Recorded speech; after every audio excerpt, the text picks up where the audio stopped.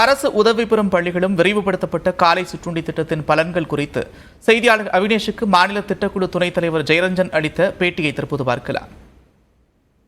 இந்த மாணவர்களுடைய வருகை இந்த காலை சிற்றுண்டி திட்டத்தால் அதிகரிச்சு அப்படிங்கிறத பார்த்தோம். இப்போ அண்மையில் முதலமைச்சர் அதை மேலும் விரிவுபடுத்தி அரசு உதவி பெறும் பள்ளிகளுக்கும் எக்ஸ்டெண்ட் பண்ணியிருக்கிறாங்க. அதில் ஏதாவது நம்ம சஜஷன் கொடுத்துருக்குமா? அதில் இன்னும் கடந்த ஆண்டு ஒப்பிடும் போது இன்னும் ரேஷியோ ஏறி இருக்கா? இன்னும் அதை பற்றி இன்னும் ஆய்வு பண்ணல. ஏன்னா இப்போ தான் அந்த நம்ம கொடுத்த ஆலோசனை என்னென்னு கேட்டிங்கன்னா, அந்த மாதிரி பள்ளிகளில் படிக்கிற மாணவர்களும் காலை உணவு இல்லாமல் கஷ்டப்படுறாங்க. அதனால் அதுக்கும் அதை எக்ஸ்டெண்ட் பண்ணணும் அப்படின்னு சொன்னதனுடைய அடிப்படையில் தான் அது இப்போ உதவி பெறும் பள்ளிகளுக்கும் அதுவும் குறிப்பாக தென் மாவட்டங்களில் பார்த்தீங்கன்னாக்கா அங்கே தான் நிறைய உதவி பெறும் பள்ளிகள் இருக்கும். அவங்களாம் என்ன சொன்னாங்க அப்படின்னு கேட்டிங்கன்னா, அரசு பள்ளிகளில் இருக்கக்கூடிய குழந்தைகளுக்கும் இதுக்கும் ஒரு வித்தியாசமே கிடையாது. ஆனால் நீங்கள் அதை கணக்கில் எடுத்துக்கொண்டு அதை முதலமைச்சர் சொல்லணும் அப்படின்ட்டு அதை சொன்னோம். அதனால் அதை எக்ஸ்டெண்ட் பண்ணிக்கிறாங்க.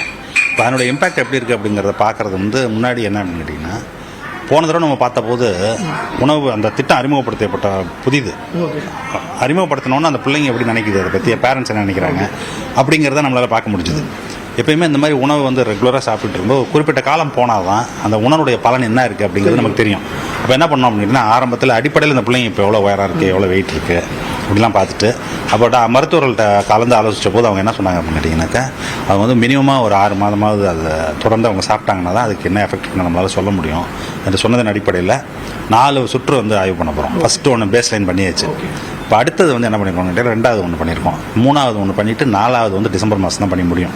இந்த 4 சுற்று முடிஞ்சதுனா தான் ஏன்னா அந்த உணவினுடைய நம்ம கொடுக்குற உணவு இருக்குல்ல, அதனால் அந்த குழந்தைங்களுடைய உடல்நலம் எப்படி இருக்குங்கிறத நம்ம அப்போ தான் அசஸ் பண்ண முடியும். அந்த வேலை நடந்துகிட்டு இருக்கு. நடந்து முடிஞ்சோன்னு அதான் முதலமைச்சர் சொல்லிட்டு வந்திருக்கேன். அதனால் டிசம்பர் வரை ஆயிடும் அப்படின்ட்டு.